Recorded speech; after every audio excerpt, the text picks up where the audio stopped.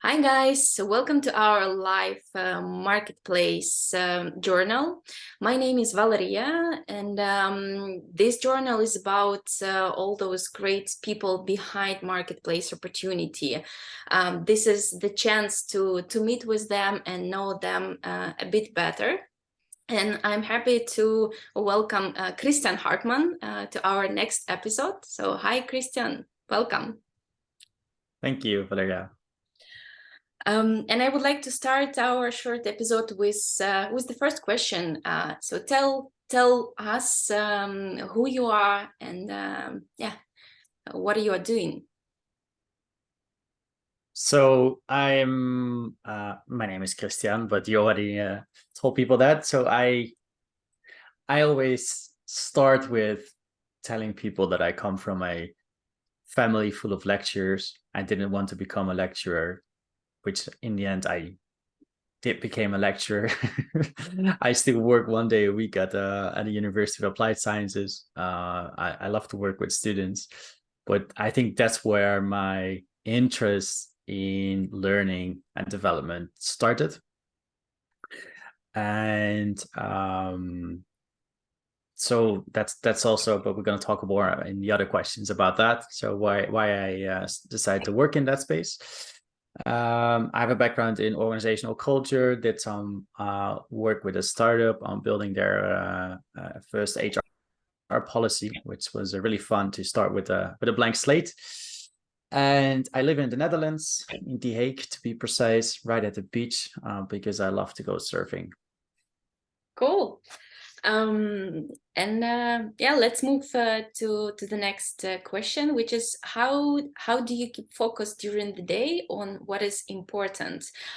Before our interview, I went through your profile on LinkedIn, and this what caught my eye.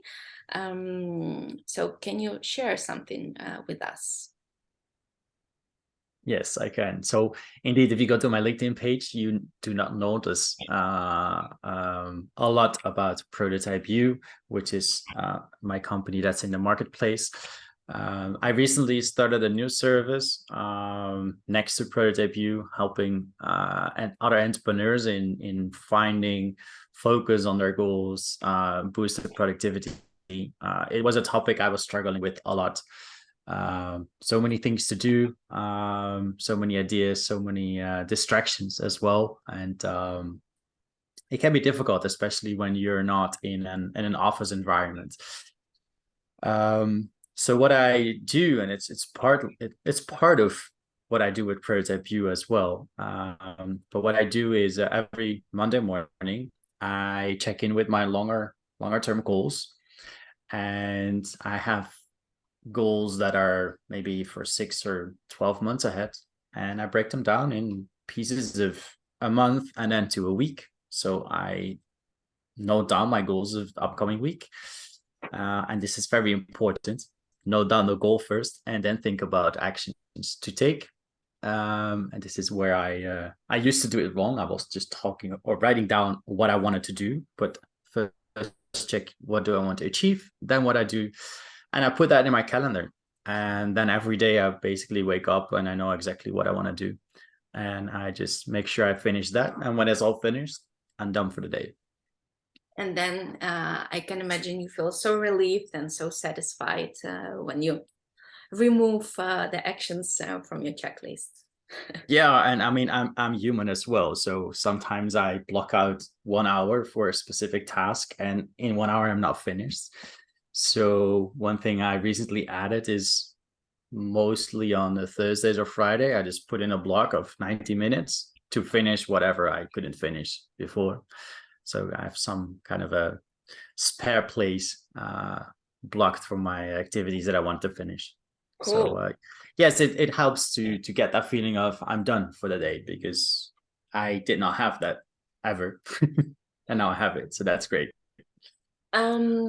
Also from your LinkedIn profile, you mentioned that you did a 5-year research of your methodology in the Prototype U.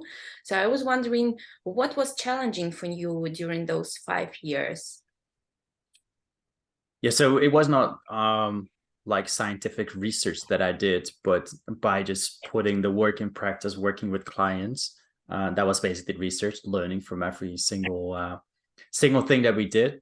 And your question is, what What was a was challenge? challenging for you? Yeah, during those, let's say, not scientific research process.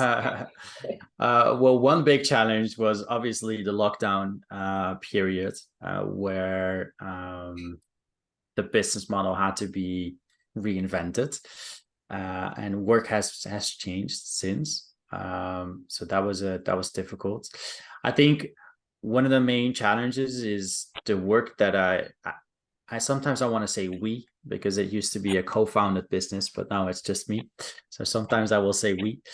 Um, the difficult part is that we help companies with their learning development, learning culture a bit differently than what's most out there. So it has been a challenge to explain that in a way that people would grasp that what do we get out of this? Because it's not coaching, but some people mix it with coaching. The challenge is that I think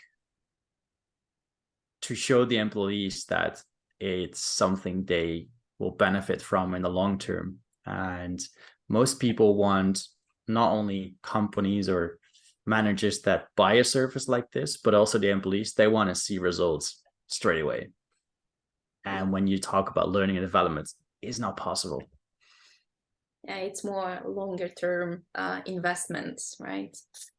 And Yes. where do you see companies fail in making learning a culture? To make it a part of work, basically. So what I see when I think it's failing, it's that is there might be an LMS, there might be some things in place with the manager and the team, but it's something that's done a bit on the sideline of work, and then it will always feel as something that is extra for employees. I've had people in workshops where we talk about like what is your learning goal for the next year, and well, we'll do the work that we do, and then they would define actions for the next month that would help them to reach that goal or take a step in the goal, and they would feel as homework, and they will do it outside the working hours.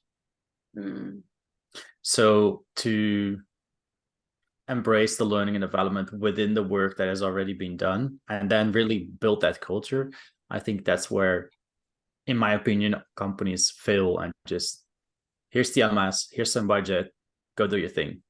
That's not a learning culture. No, indeed.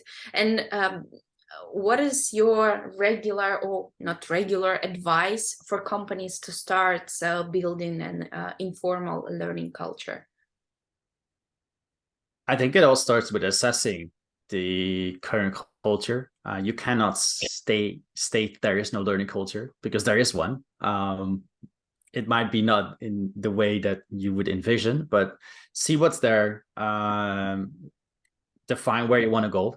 What's the goal of changing the learning culture or updating it, and then find the place to start with, which I think is usually leadership. So the way leaders, managers, however you want to call them, how they deal with it. So what's their role in it? Because I think that's a very influential place within the company, and it's often underestimated, I think. Yeah. And talking a bit about your methodology, which is called Prototype U, can you share with our community what are the principles of your Prototype U methodology you follow on a regular basis? So something you advise to your customers and you follow yourself. So it is built on principles of innovation, and I think most of the audience would know at least one of these things: design thinking, lean, agile practices. So those principles are used in the methodology. I think one thing that I use myself a lot is, I mean, the company is called Prototype You for the reason that I believe that we are all prototype of who we are. It's in a constant change, and you can design a prototype of your own future. That can be a week, can be a year, can be 10 years. I like to not go longer than the year, and I just envision of this is where I want to be in a year's time in terms of things I want to develop, learn, but also, so it's work, but also the rest of my life. I built that picture once a year, and then I would define my path towards it, and that's something I break down in terms of bites of a week and a month, and reflect often on it, because we can design something like I want to be here in 2 years, but then life happens, things change. So that reflective part is very important to be able to pivot when you learn things, when things happen in your life. Wow, thank you for sharing. And that was the last question for our short episode. And guys, you're welcome to connect with Kristiaan on LinkedIn. Also check Prototype You website, and feel free to also subscribe for the newsletter. We see each other next time. Thank you, Kristiaan, for being in this episode. Thank you for having me. Bye-bye.